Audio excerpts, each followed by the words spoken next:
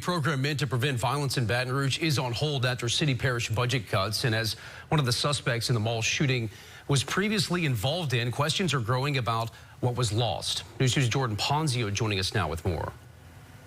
Markel Lee was involved with the Baton Rouge Community Street Team just a few years ago, a program aimed at preventing violence before it starts. The Baton Rouge Community Street Team, once involving Markel Lee, who is now accused in the Mall of Louisiana shooting, is no longer active under Edwards' administration after city-parish budget cuts. We should speak to the data.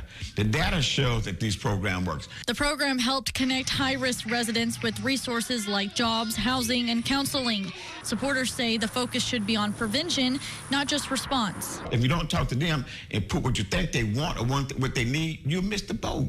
Michael McClanahan says the consequences of not funding programs like this can be serious. If you don't fund programs for young people to give them something to do, to give them some structure, to expand their horizon, they'll be raping, robbing, killing you 10 years, 15 years down the road. I said this then. In a statement, the street team's director said, quote, "When we were able to work with him and provide not just services, but true care, things were different." District Attorney Hiller Moore says programs like this can have an impact, but only if the community is involved. The proper street teams, depending on how they are organized, can surely have a significant impact. And that change can't just come from one place. But we've said that so many times that this is enough. We have to stop now. Well, when are we going to stop? When are people going to change?